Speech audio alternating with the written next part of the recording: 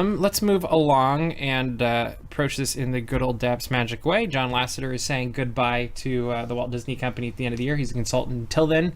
Go ahead, Caitlin. What are your thoughts on John Lasseter saying goodbye after missteps in November? I mean... And his leave of absence, whatever he calls it. Unfortunately, it makes sense. I do appreciate that he waited until after the Incredibles premiere, because I feel like that would have just been chaos if it was announced right before that and everyone on the red carpet is like, oh, let's talk about the movie. Yeah, that would have been the story. So I do appreciate that was how it happened. It's kind of weird because in my head, like, he's been the Walt Disney of this generation, and so to have him step down from all Disney basically is just kind of like, my question is, who's going to be that next, like, visionary? Who's going to be the next Walt Disney of this next generation? And I'm just really curious about that. Do you think it's the right thing to do? Yes. And do you think Disney handled it right? Yeah. Okay. I mean, yeah. Ladies first. I think that John Lasseter has done wonderful things for Pixar, but that does not get to overshadow what he did. He was a very, very flawed human being, and we can't treat him like he was this savior.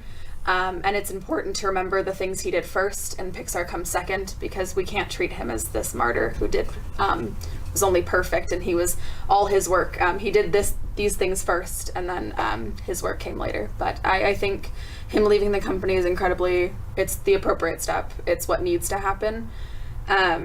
And I don't even know what he's going to be doing for the rest of the year, if anything, honestly, because I don't know anyone in the company who would really want to work with him at this point. But I think him leaving is necessary, and it's unfortunate because he did do a lot, but you gotta play nice, you gotta play the game, so.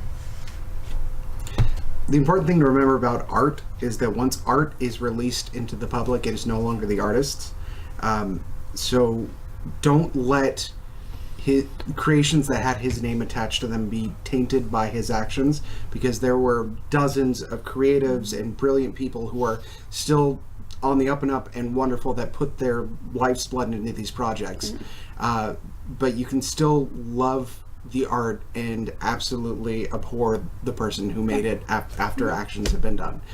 So I think that's important to remember, and I think it's also important to not demonify or demonstratively cast a light on anyone that was in contact with him, in the sense that so many people have made their careers. This is what happens with luminaries, is that if you attach to somebody brilliant, flawed or not, you're going to be able to make great things with them. There are many people who did that with John Lasseter, and I think there's much more that we can have come from them if we give them the space to continue being brilliant and the freedom to not be attached to that for the rest of their lives. And I'll just add to everything you said, I think you're all right, is actions have consequences. Yep. I think you have to hate the sin, but not the sinner. And I think one of the things, I've been listening to lots of podcasts and things across lots of different geek realms in the last few weeks. And one of the things that really pops into my head that we need to get better as fans, I've already alluded to this, is we need to condemn the actions, not the person. And I think there's a lot of vicious destroying of people, fairly or not, because of sometimes actions they didn't take, just who they are. And this is mixing a bunch of different topics going on in the geek world. But I think you do have to recognize, 1, he did good, 2, he did bad, 3, he's reaping what he sowed in both cases. I mean, the guy's not going to be poor. You know, he is facing consequences for what he did, and I think that's fair. But I do think too that as fans, we need to start approaching these things in ways that are going to create positive outcomes for everybody, as opposed to demonizing people for their mistakes. And so that's my addition to it. Can I add to positivity in the Please Disney fandom? do.